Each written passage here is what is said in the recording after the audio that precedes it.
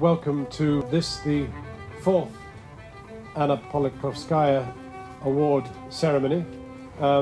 It is, as you saw there, it's 4 years tomorrow night since she was murdered in the well of the flats where she lived in Moscow. For all of those who have won this award that has been established in Anna's memory, they have had to fight in their own country to defend human rights, to speak of ill and what is being done in the oppression of people's rights, and to speak to freedom.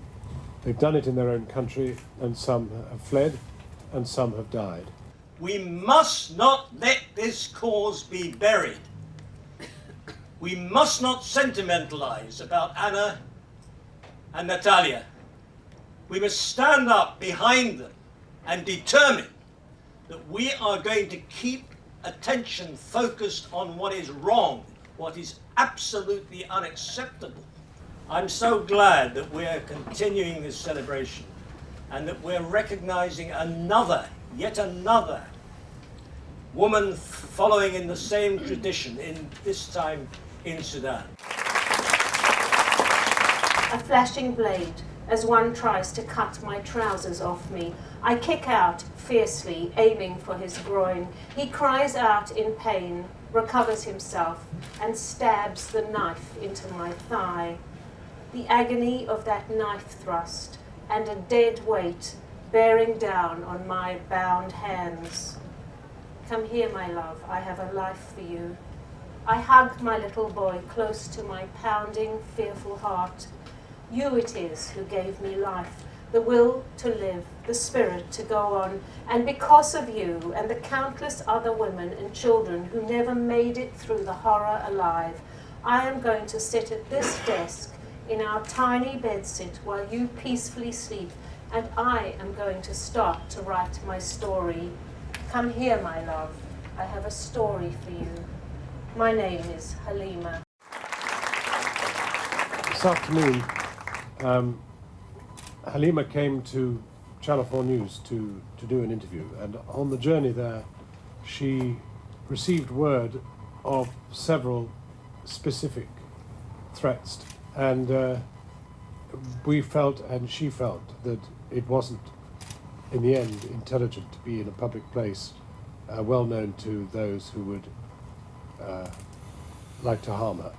And so I'm afraid she is not here tonight and unable therefore to pick up her award. And it's a terrible reflection on the tentacles of the horror and evil that visit Darfur, that somebody in as far away a place as London cannot safely come to a public place to receive an award.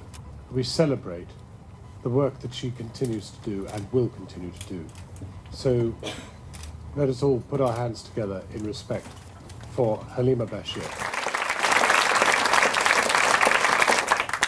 Now there has been an interview conducted with her, so if you'd like to play that interview.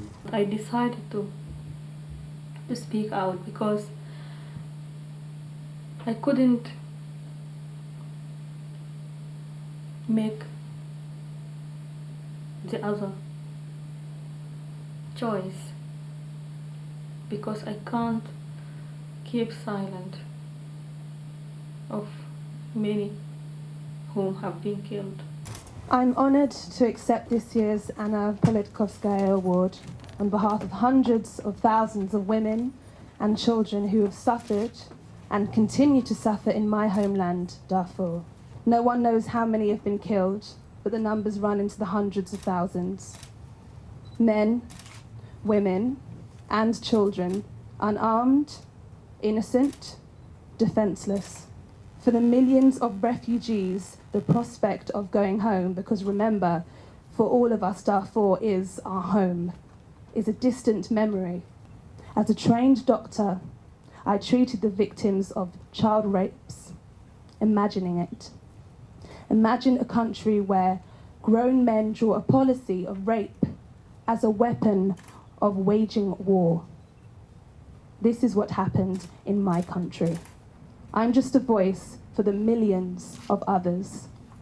I'm speaking because they cannot speak, locked away in the refugee camps as they are.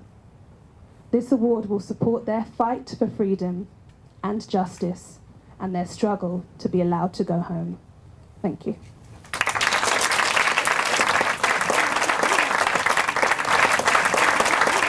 What about smiles? What about smiles? What about joy? What about joy? What about tears when I'm happy? What about we